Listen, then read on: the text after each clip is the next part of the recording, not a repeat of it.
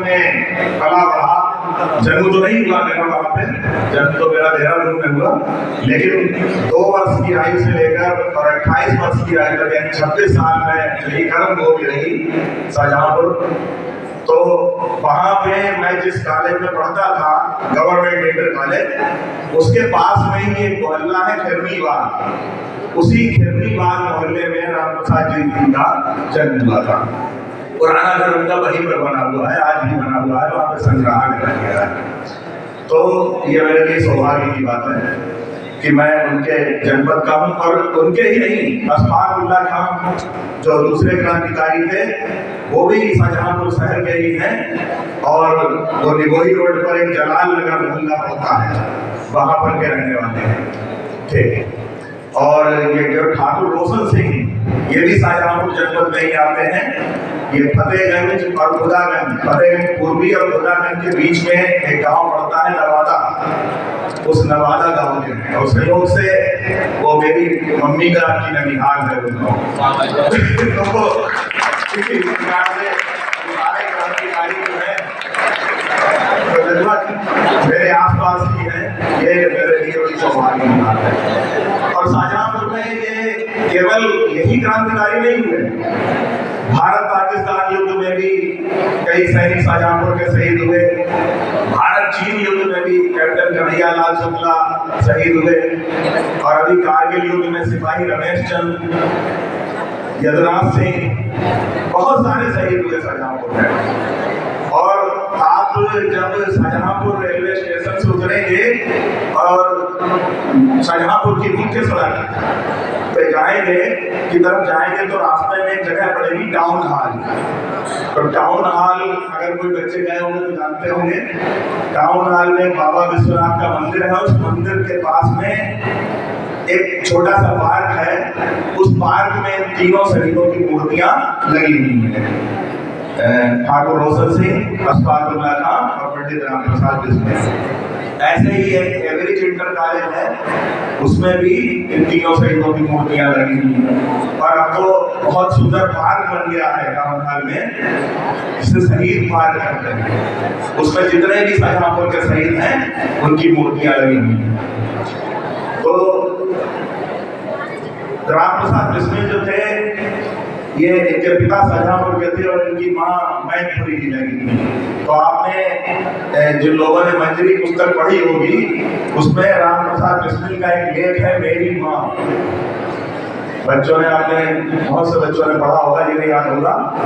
तो उनकी माँ ही उनकी प्रेरणा स्रोत रही थी, ऐसा बिस्मिल ने स्वयं कहा है कि जिस प्रकार से उन्होंने किसी क्रांतिकारी का नाम दिया कि उसकी माँ ने उस क्रांतिकारी को जन्म दिया, तो ऐसे ही मेरी माँ ने मुझे क्रांतिकारी बनाया। तो राम प्रसाद बिस्मिल जो थे, हिंदुस्तान रिपब्लिकन एसोसिएशन, जिसकी स्थापना सचिंद्र नाथ सान्याल ने की थी, उसके सदस्य थे। और काकोरी कांड में सबसे मुख्य भूमिका निभाने वाले, उसकी योजना बनाने वाले बिस्मिल ही थे, क्योंकि उससे पहले भी वो सहारनपुर से लखनऊ जाने वाली ट्रेन पर पहले देख आए थे कि किस तरह से कौन स्टेशन मास्टर कहाँ के स्टेशन मास्टर गार्ड को अपना माल देते हैं और किस तरह से हमें माल लूटना है।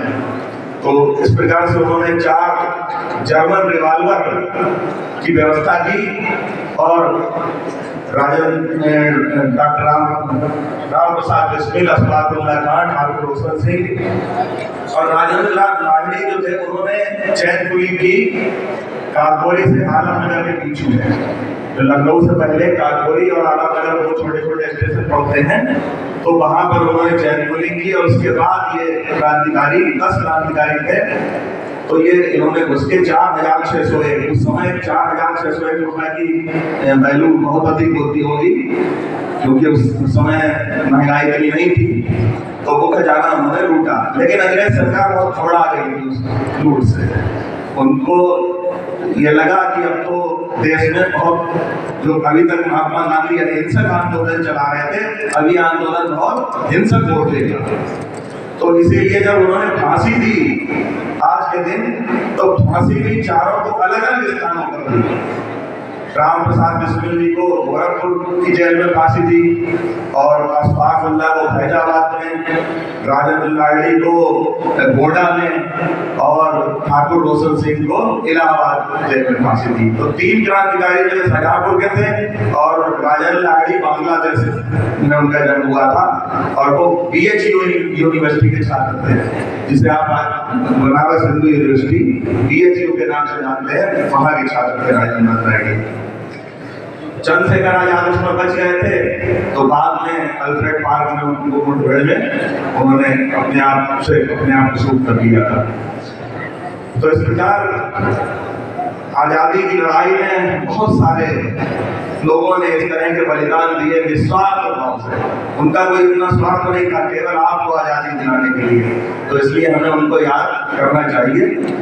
तो पंक्तियां जो अभी भैया ने पढ़ी थी, सरफरोशी की तमन्ना अब हमारे दिल में है, देखना है जोर कितना बाजुए का दिल में है। इसका अर्थ, चूंकि ये उर्दू की शायरी है, इसका अर्थ आपको समझ नहीं आ रहा होगा सारे बच्चों को, तो एक बार मैं अर्थ समझा दूं।